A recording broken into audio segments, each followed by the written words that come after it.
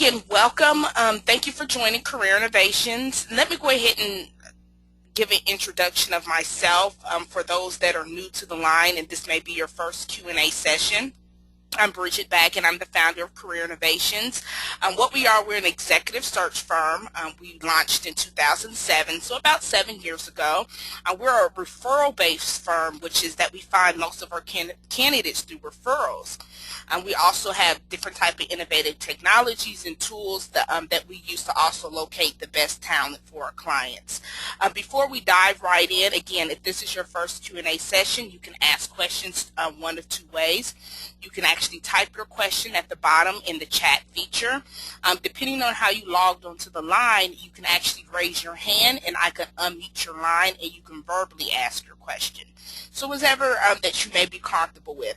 I definitely encourage you to type your questions in throughout the session, so that way towards the end of the session, your questions will be ready to go, and that way you won't forget them throughout the process. Again, I'm a headhunter. I do staffing and recruiting. Some of the ways that we find talent are very unconventional and untraditional methods. We just don't post job board ads. We actually go out there and headhunt. One of my true passions is organizational development and change. I truly think that an organizational culture starts with this company's core values, and pretty much this is the foundation for attracting and retaining top talent. Some of the services that we offer is our HR and job seeker training sessions, which you're actually utilizing today. We also do compensation benchmarking, referral and retention workshops, and among other things that you can definitely check out on the website. One of my favorite quotes is from Jim Collins: "Is good is to great. Few people attain great lives," partly because it's just so easy to settle for a good one. And that's pretty much saying that a lot of people really don't maximize their full potential.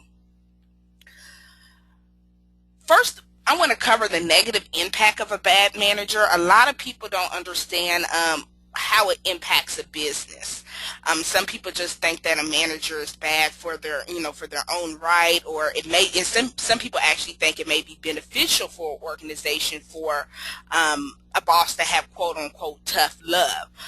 Bad managers can cause all type of long list of problems in the workforce. We're talking about high turnover, increased stress, poor decisions, as well as low morale.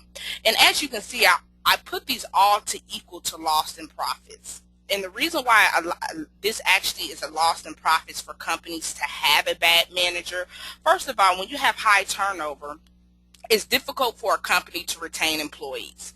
If a manager is either verbally abusive, very abrasive, ineffective, or incompetent in their particular role, this is going to actually drive away employees. And no one's not going to work there. So once you get someone in there, or once HR talks the company up, and they really get in there and find out what's what, they leave. So you have a very, very high turnover rate. In addition to that, you're going to have very low productivity. So it means the business is not making money in either. The services are lacking. The products and goods that they may deliver may not be up to par, because you're going to really have a workforce that doesn't really care. You're going to have increased stress. And I'm pretty sure the individual that asked this question probably is feeling some type of stress or depression or dysfunction in their life, from some type of emotional symptoms that they may be feeling from working with someone that may be difficult. Either you may be feeling overwhelmed with work, you lose confidence not only in your position, but in the overall organization. That's when you start to withdraw. And you can actually see this through anxiety. A lot of employees that do actually work for companies that have a bad manager, they go through a burnout. It's kind of like burnout symptoms. Well, it's not the boss or the company is overworking you. You're just actually displaying the symptoms of someone that's being overworked, which means that you're either taking long lunches, you're not showing up on time, you're half doing your work, you're not communicating, and this actually can manifest to physical stress, fatigue, headaches, muscle aches, and people don't understand the power of the mind. Have you ever been in a situation that you make yourself sick, physically sick. And people and emotional and psychological problems can actually start to affect your physical well-being. And a lot of people don't understand, by being in a toxic environment, you can actually make yourself physically sick. So this is some of the symptoms I've seen people that actually either go through physical burnout, but also have to work with either a challenging or difficult manager. Next thing that happens when you have a bad manager, they just make poor hiring decisions. One type of manager that can make a poor hiring decision is one doesn't want to be shown its incompetency, which means that they don't want to hire anyone that's stronger than them or that can lead the team. Instead, they're hiring the most inexperienced people. Why? To make themselves look good. They don't want to be outshined. So a lot of their decision-making abilities aren't challenged because they're not hiring people that are going to challenge them. So they're starting to make poor hiring decisions. Again, and that also goes back to training. They're not going to train employees that are not going to stay. Why? Because the turnover is high. You really don't want to invest in training a staff of people if they're only going to stay for 6 months. So usually training is non-existent. And overall, you're going to have a low morale. People are just not going to have a good outlook about the department, about the organization. There's not going to be any type of drive to even refer anyone to the organization. And at the end of the day, I put this slide here because when all is said and done, you're going to lose profits, and companies do not want to lose revenue or money. So one way that you can look at this, when you do shed light on a manager that may be difficult, I have some tips that I'm going to talk about later on that you want to reflect and make sure, is this manager really difficult, or is the problem me? So it's two ways to do this, and I don't take sides either way because I've actually worked with managers that weren't so great, but I've also had my share of employees that weren't so great either, that pushed the manager to take a stand to be this quote-unquote difficult hiring authority or difficult department head. So you want to also take a look at your reflection and make sure, okay, what am I doing, or what can I do to make this decision better, or is there something that we can do to resolve a working relationship? Dealing with a difficult boss, some of the tips I'm going to talk about, definitely take a look. If you've already done this, just say, to yourself, you've already tried this. Also try to implement some of the tactics I'm going to cover to see if this will actually help with dealing with a difficult boss. First thing you want to do is get an understanding. And sometimes you really have to put yourself in the person's shoes. New research has found that overwork is not the #1 reason why people are leaving their jobs.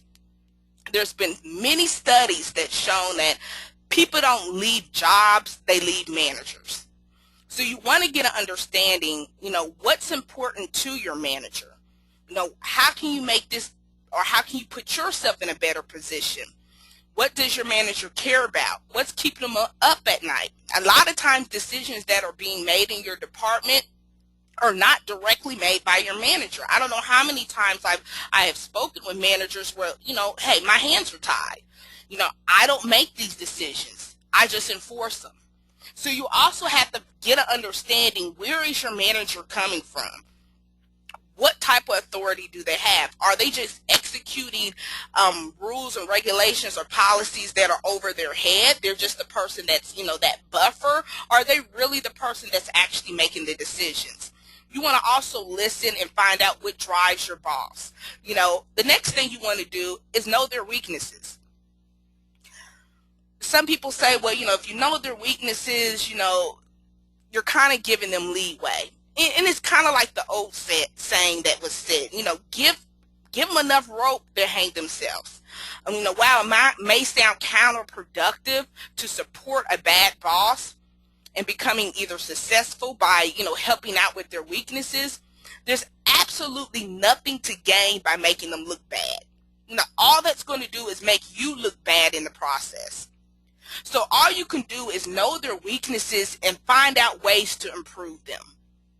And if they're really bad as you think they are, or if they really truly this bad manager, they're going to do a pretty good job of revealing that themselves. Exposing their incompetencies, or and trying to show that you're the better person. All that's going to do is add to your misery and even damage your professional reputation. So you don't want to go out there and try to expose their weaknesses. You want to know their weaknesses so you can support them.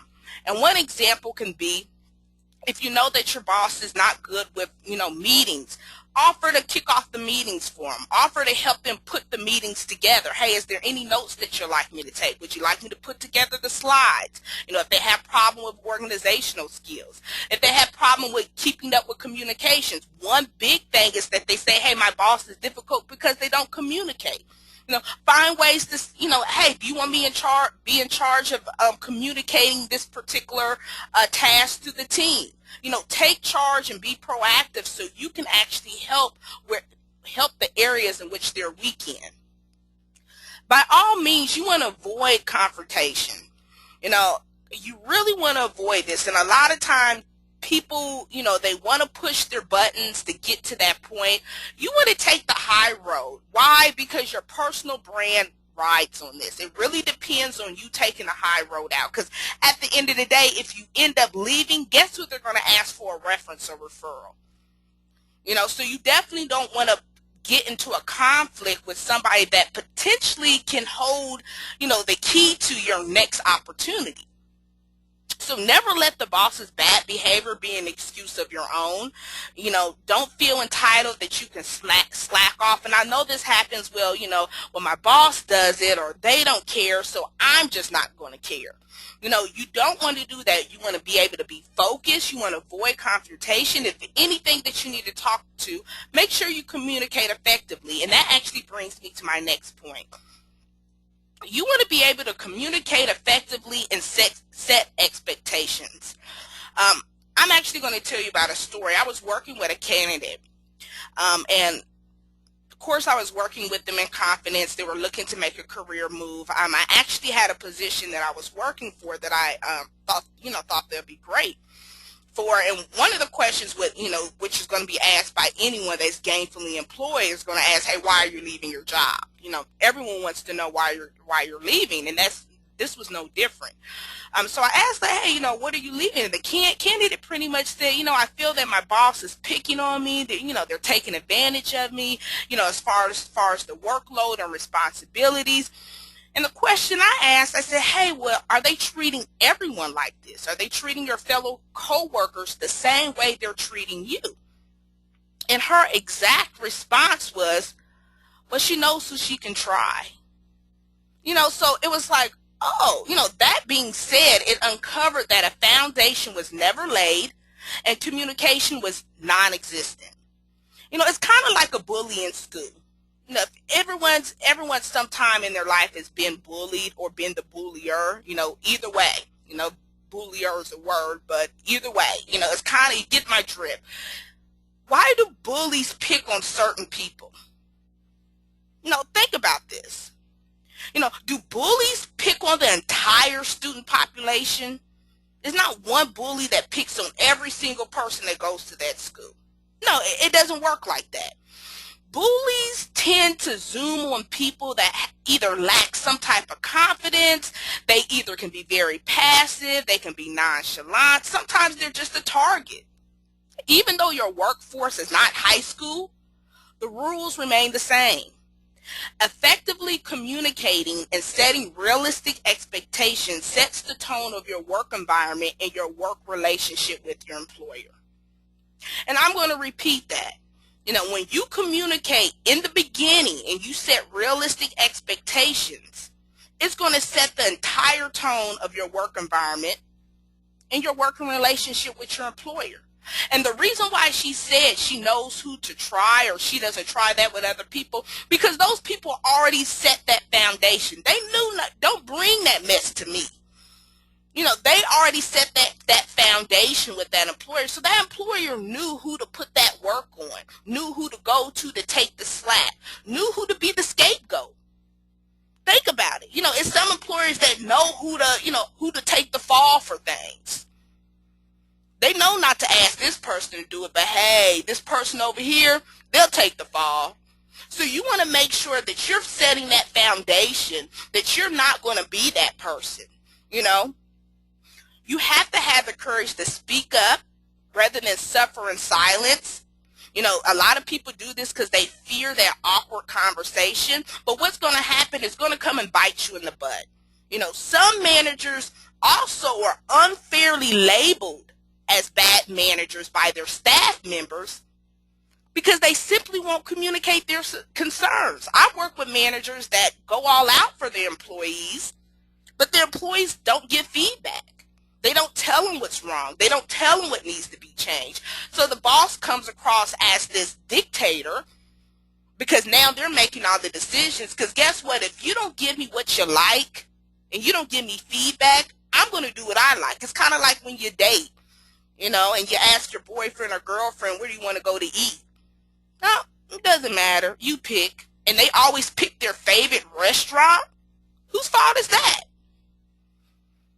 You didn't communicate. You didn't open up and tell them what you want. So you can't be mad that each time you go out to eat, you're only going to their favorite restaurants. You're not speaking up.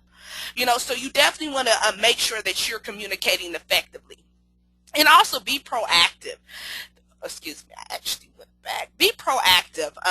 When you're proactive, this is the best way to manage a bad boss or to manage a difficult boss is not to have one in the first place. So whenever you're making a career move or you're looking to go with another company, or even when you start that new job, like I said, put down that foundation, communicate what your expectations are, and be proactive in doing this. It's so much easier to be proactive than reactive. You also want to make sure that if you are going to make a move internally, you're doing your homework ahead of time. That means networking with people that already worked in that department, networking with ex-employees, networking with people that, contractors, people that only work there on a temporary basis. Those are the most honest people because guess what? They have no ties to that company. They have no lesions. If I'm only there for a 3-month contract and and I've worked for company to company in the last 12 months, I'm going to tell you like it is. So sometimes that's the best way to get some of your information and get upfront honesty is from people that, that really can tell you how it is. And plus, there's unlimited technology out there at our fingertips. Let's be totally honest. There's no reason why you shouldn't be proactive in finding out if this is a job or an environment. And that's really what it boils down to, a corporate environment that you can work in. And the reason why I say that is that there's so many things out there as far as like Glassdoor, Indeed, LinkedIn, and Glassdoor actually gives you the option to write reviews on companies. And you know how many companies I've been out and I've seen have 1 or 2 stars? And now, don't get me wrong, I understand that employees can be disgruntled when they leave and, I'm going to show them and go online and post a nasty review. But not all 982 employees are going to do that. And if I'm starting to see a company where, you're starting to get only, you're starting to get 70% of your company writing negative reviews, you can't tell me that's all disgruntled employees. It has to be some type of, like they said, it has to be some type of fire behind that heat. Some truth to that. So you really do want to take a look at some of these sites out here, and social media tells it all, and find out, are you about to work for a company that's a living hell? And that's really one to know, because you don't want to jump out the frying pan into a fire, and find out you're in a worse position that you were in. Next thing, resigning gracefully. And that was the second part of this question. They wanted to know, how can I resign and still, have your dignity, still get positive reviews, and pretty much don't leave a bad taste in your mouth. And everybody wants to do this, whether you resign one day, and of course I tell people all day, in a normal lifespan, people have anywhere to 10 to 15 jobs, People just change jobs. We're in an economy now where people are not staying at one job for 30 and 40 years anymore. So you're going to run into this. First thing you want to do is be prepared. And as simple as this first step is, you won't believe how so many people get it wrong. When I mean be prepared, I'm not just talking about your 2-week resignation letter. That's not what I'm talking about.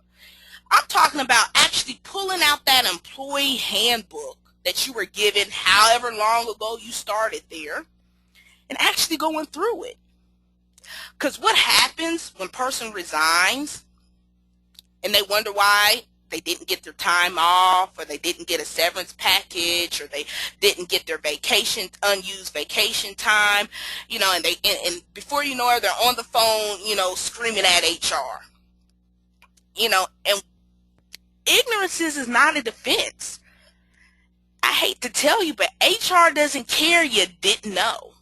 They don't care that you didn't know your vacation doesn't get paid out after you resign.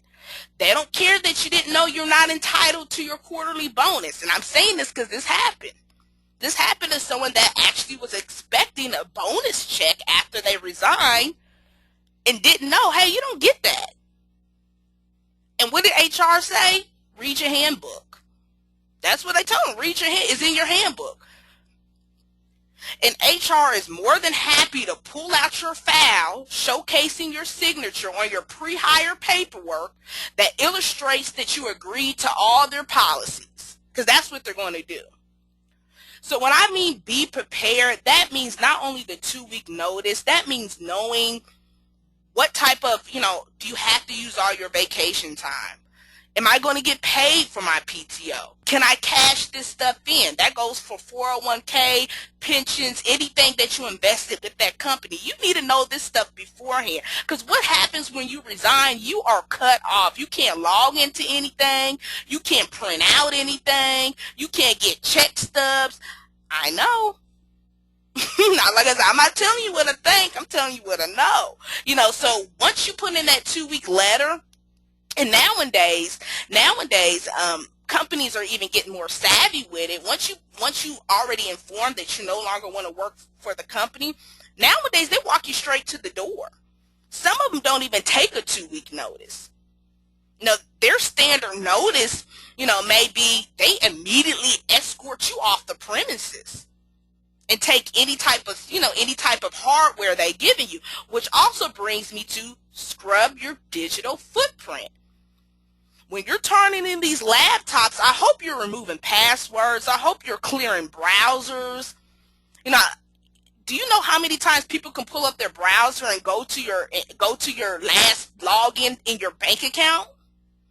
People do it. I don't understand why people use their company computer to do this, but some people log and they'll save the password. And all it takes is for someone to open up your computer, click on www.bankofamerica.com, and your username and password already populates, because guess what? You've conformed your browser to remember it, and now they're logged into your bank account, transferring money.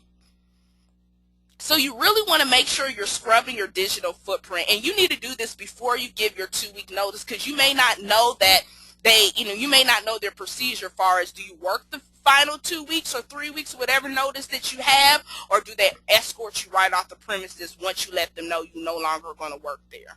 It really depends on the company. You also want to be transparent. And what I mean by be transparent, you want to make sure that you're giving the real reasons on why you're leaving. Most companies do exit interviews. Okay, and exit interviews, don't get me wrong, you want to be transparent, you want to be upfront, but please do not use exit interviews as a rant, blame the coworker session. This is not your venting session. Don't use this time as your venting session. You want to keep it very professional. You want to make sure you're leaving either helpful advice. I would be, kind of leery about leaving opinions, because really people really don't care about your opinions. Advice may be great, on things that they may consider. Don't want to bad talk anyone. You do want to be transparent, with their approach. Thorough interviews, they all claim to be confidential. But like they say, a lie gets halfway around the world before the truth has a chance to put its pants on. That's the same thing with gossip. All it takes is for one person to say, did you know why so and so really left? That's all it takes is for one person to say that, and before you have gossip around the entire organization. So you definitely want to make sure that you are being very professional. You're sticking to the topic of which you've chosen, either why you're leaving, what they can do better. Keep your responses simple, to the point. I wouldn't, like I said, wouldn't go on any type of rants on, well, this is what happened the last time. Just keep it, because this is the point where you're actually closing this door. And you want to make sure that when you close it, you can still open it. People don't understand that you never know, that bridge you burn, you might have to cross. Next thing, you want to get references. And I've talked about this in past workshops. References and recommendations, preferably in writing. To be honest with you, this is something you should be doing throughout your tenure with your company. And I've spoke about this on different occasions, on different workshops. You shouldn't be scrambling for recommendations and references your last 2 weeks of employment. It almost looks desperate. It's kind of like, oh, thank you, I'm leaving. Oh, by the way, can you type me up a letter of recommendation? It goes back to being prepared and being proactive. If you know you're going to leave, and many people know they're going to leave their company months in advance, take that time to start getting those references and recommendations in order. And I refer this to kind of like dating. Do you really want to go back to your ex-boyfriend or girlfriend and ask for your stuff back a month after you break up? Who really wants to do that? It's awkward. He's like, yeah, I know I broke up with you, but do you still got this? Or can I come by and get it? It's kind of awkward. Really puts you in a bad place. So you really don't want to have to go back and ask for recommendations and referral, especially if you're leaving a company on your own terms. And sometimes it just leaves a bad taste in their mouth, period. Regardless if it's on good terms, because they still have to go through the energy and the time to find a replacement and train them and get them up to speed. So you still don't want to have that burden of doing that. And on top of that, have them write you a recommendation. Stay focused. This is where a lot of people also miss the mark as well. When you stay focused, you want to be able to still do your work effectively and don't check out. And you also want to be able to offer assistance. Offer whatever you can to make their transition go smoothly. So if this is the excellent way to do it as well. If you know someone that you can refer in the position, hey, I'm leaving this job, but I know someone who would be excellent for this position. Do you mind if I shoot them your resume? So you also want to see ways that you can transition. It also goes for, hey, do you need me to stay an extra couple days to get this person up to speed? If I'm going to have a replacement in before I actually leave, would you like me to train them? Find ways that you can offer some type of assistance. That's going to leave, it's really going to leave a good mark with them when you leave. And it's an excellent way to show that you care about the organization on a long-term basis well after you're gone.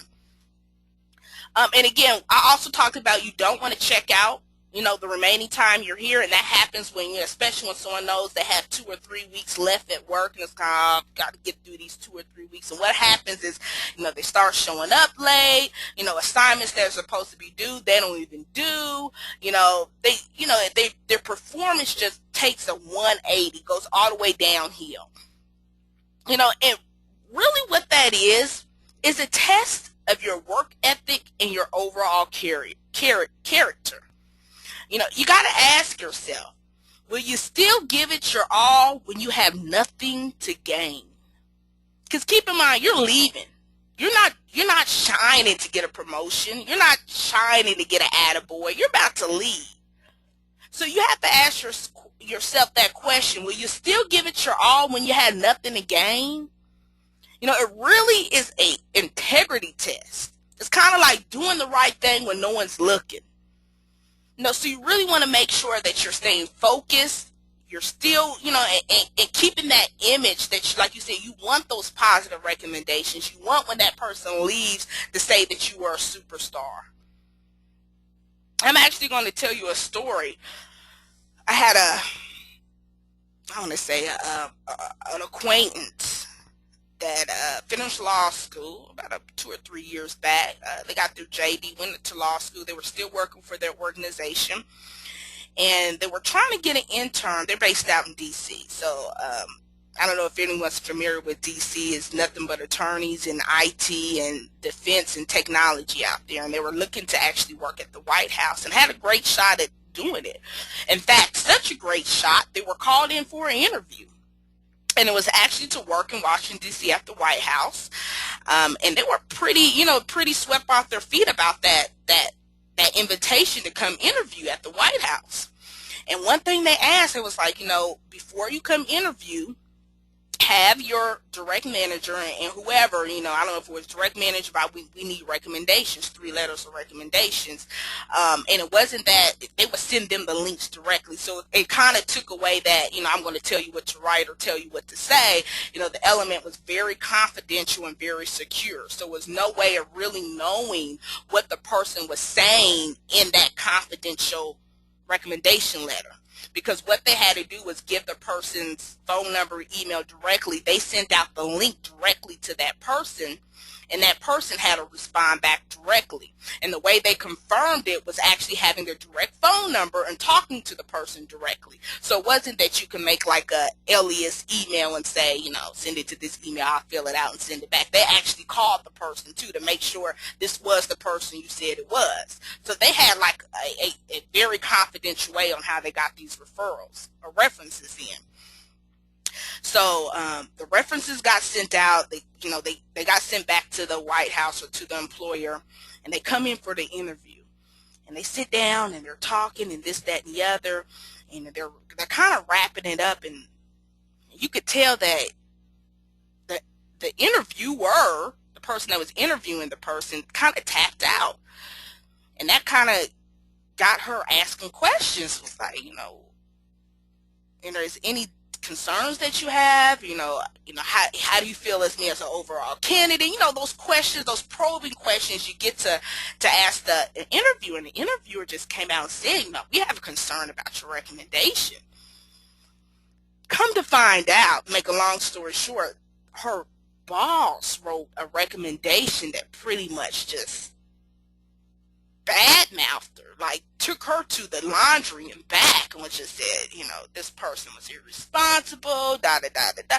I mean, just went in, and they couldn't believe that. First of all, it wasn't even the letter that kind of took them off guard. It was the fact that, why would you even use this person as a reference? This person didn't give you any indications that they would give you a bad reference. It was kind of wow. And that's one thing. That's why I tell people to get their recommendations early. You know what I mean?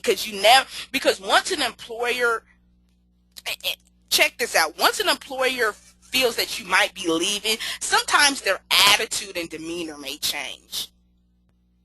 So that great recommendation that you got 2 quarters ago may be something totally different when you ask them for a recommendation when they're in a totally different frame of mind. So I'm not saying what that letter was true, but it could have been something that recently happened to have them just unload that into that one recommendation letter. And that's why it's so important to get them early, so that way it's nothing to think about, when it's time to turn these recommendation letters in.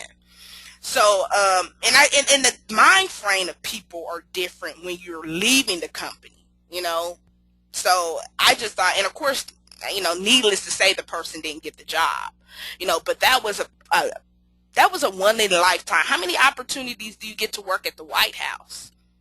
So that was like one in a lifetime opportunity, and they canned it. It was canned just by a recommendation that just went bad.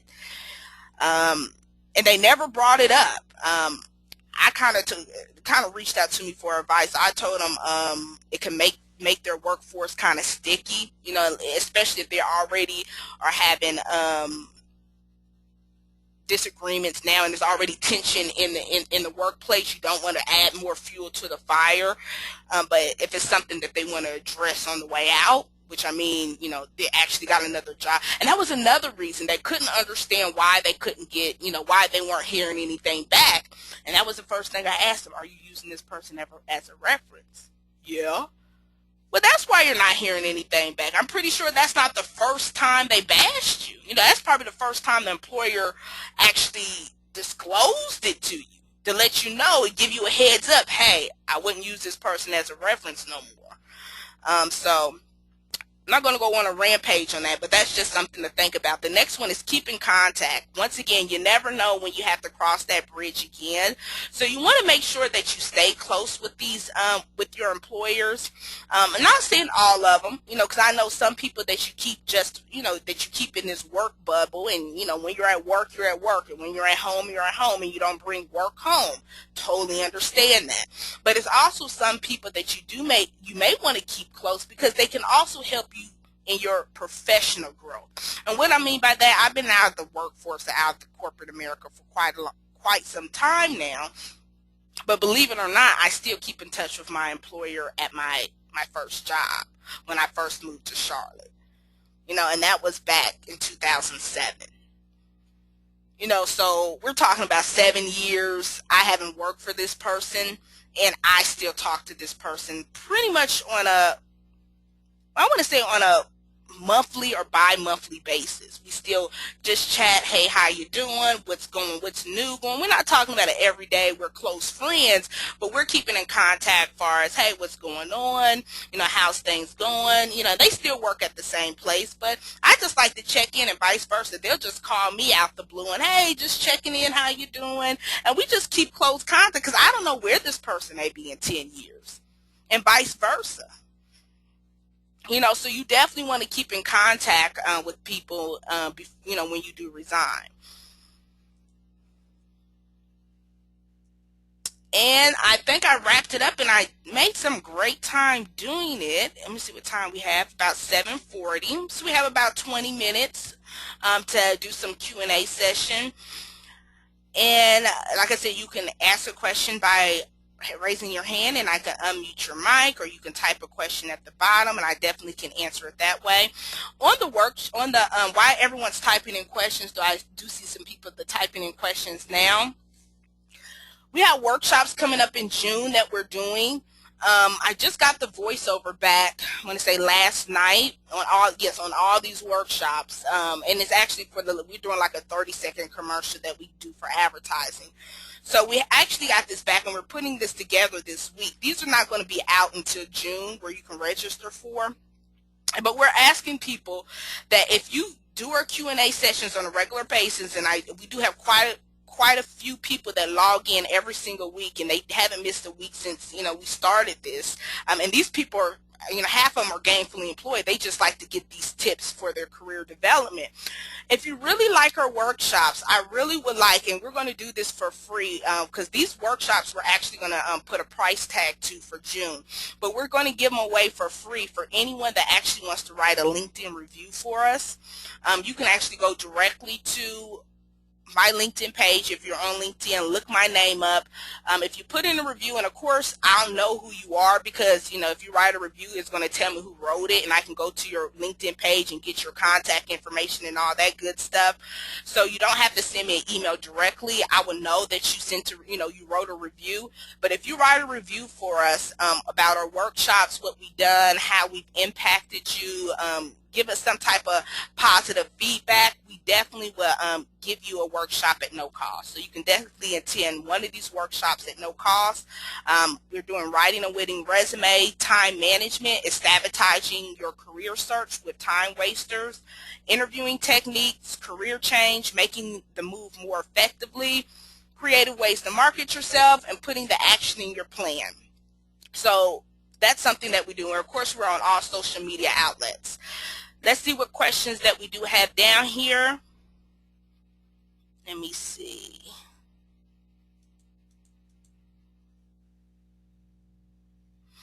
First question that I have is, if you want to give advice on what could be better. Is giving advice the same thing as bad mouthing your boss? Okay, and that's what I was saying at the beginning. When it, especially in your exit interview, that is one of the questions. Why are you leaving? That's one thing that they do ask. What could we have done better, or what are some drawbacks that you've seen? So giving advice is not bad mouthing. Bad mouthing is when you put a name with an action, like Jeff doesn't do this, or Jeff always does this, or he takes 2 lunch breaks and then writes me up for taking a 2 hour break. That's bad mouthing. That's playing the name game and just, and again, it turns into a venting session. It doesn't, because they're not going to go back and discipline Jeff after you're gone. They're not going to do that. So what's the point? So giving advice is kind of like, I really think that, if policies are going to be enforced, they should definitely be enforced throughout the entire organization. These are some ways you could do it. So it's not really it's not blaming one person, like Jeff doesn't enforce the policy. He picks and chooses he want to enforce. It's just say, hey, if you're going to put in the policy, this would be great if you could make it uniform throughout the organization.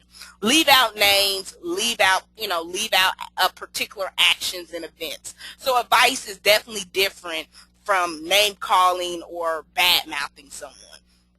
And it goes back to speaking up. I know some HR professionals that do take these exit interviews very, very seriously. On the other hand, I know some organizations that don't. We're going to keep on doing the same thing. Yeah, we hear you, but we ain't going to change. I've had organizations that do that as well. But you do have organizations that definitely look at these exit interviews and really try to implement changes because they do want the best talent. They do want to have, the superstars working for their organization. And you can't get that if you have high turnover. Let's see, I have another question.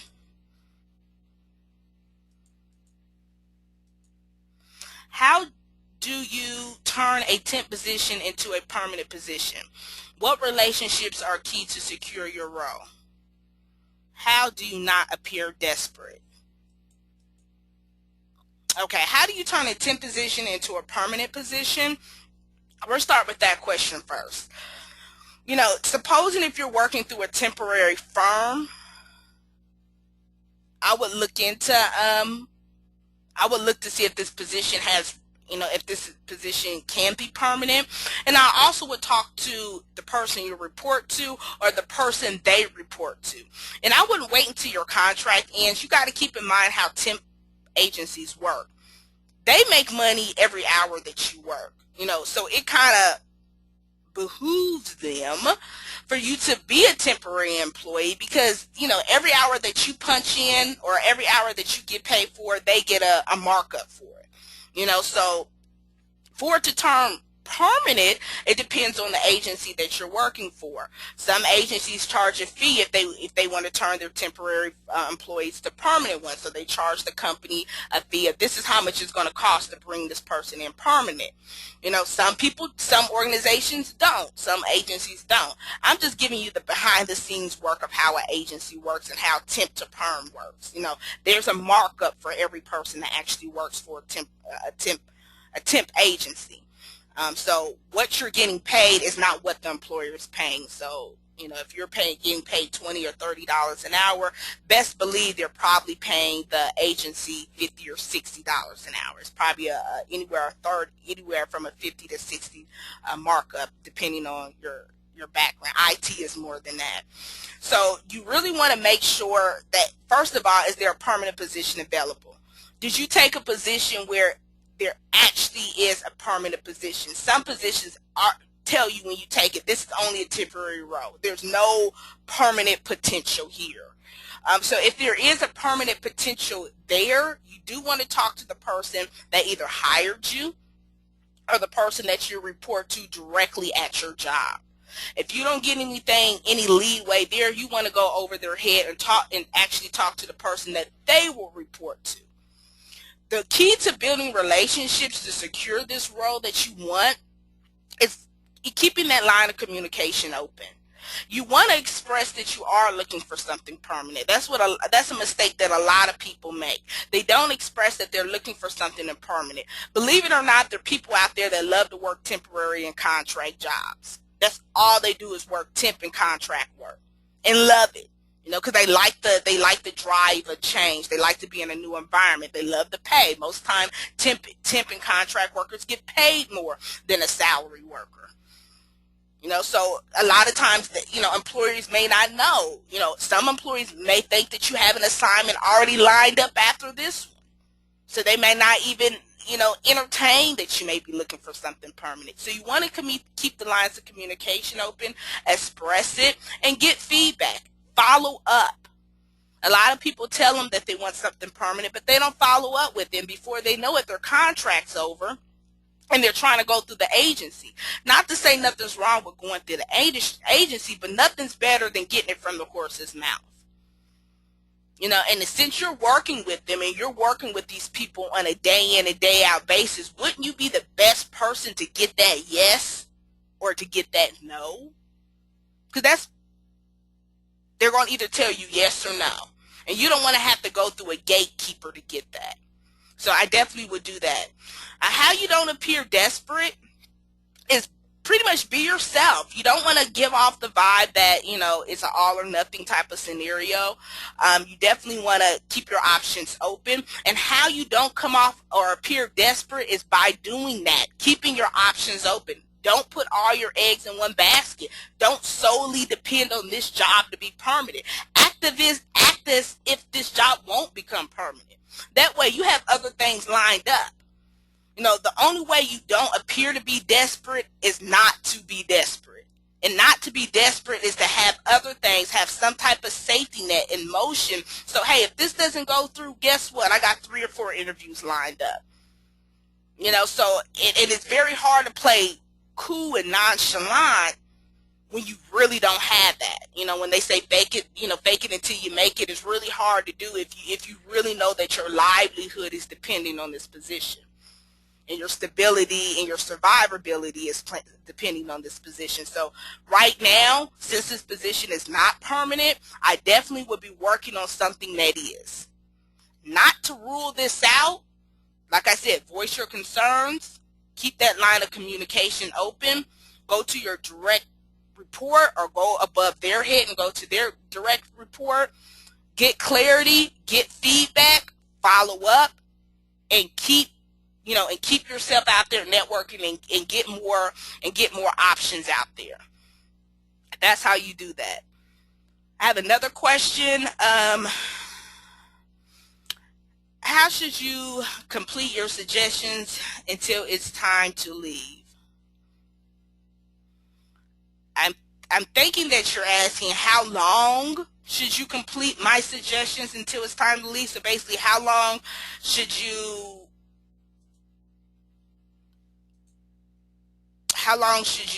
put in time, or how long should you try to put in these tactics before you say, hey, it's time to throw in the towel? That's really up to your discretion.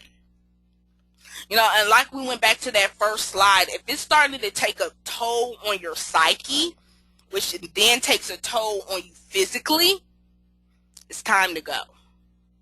Nothing's worth your health. Health is your wealth. If you're not healthy, you can't work. That goes for this employer or any employer. So if someone drives you to the hospital or drives you to your grave, how can you be functional? How can you provide for your family? How can you provide for yourself if you're sick? So you definitely you don't want to get to the point where someone's driving you to be physically sick. I definitely would try to implement some of these tactics. I've known people that have done this and have a better relationship with their employer than they did before they got hired, because one of them was that they opened those line of communications up and they set some type of boundaries and expectations, and they weren't used as a punching bag anymore. And that's what a lot of people are going through now. They're being used as a punching bag because they're not putting down that foundation. So once you, and I really think that once you start to implement some of these things, you are going to start to, you notice the change, especially when you start helping out your employer's weaknesses, and showing that, hey, we're on the same team. I'm not here to fight you. I want us both to I want us both to win. And once an employer starts to see that, basically you're killing them with kindness, how can someone cut that? How can someone undermine that? So I think that once you do that, and really up to your discretion, if you do see that you've been doing this, and things are still going downhill and you're not seeing any type of progress, that's when it starts to look at some other opportunities and start putting some other options in place to make your exit. Because again, working for someone that's going to take away your insanity is not worth it. It definitely isn't. And take away your peace of mind. So if we have any more questions, if there are any more questions, raise your hand. We had some great questions today. Okay, I don't have any more questions. And we're about at 5:02 anyway, so we've pretty much wrapped it up for today. Again, you can find this online. I'm going to post it on the YouTube. Our voiceover and commercial videos will be on there now. So if you're not following us on YouTube, you won't get an update, or log online and actually sign up for a newsletter. That's another way you can get our workshops as well. And again, if you like a free workshop, definitely write us a review on LinkedIn. Under, like I said, Google my name. You can write a review under that, under one of my positions, preferably the one that already has the most reviews. I think it's the first one, the Headhunter Director of Recruiting. That would be the best one to do it for. And I hope to see you next time. We do this every Monday from 7 to 8 p.m. Shoot me your questions beforehand. I'll put together the slides, and we'll rock and roll from there. Thank you so much. You enjoy your night. Bye-bye.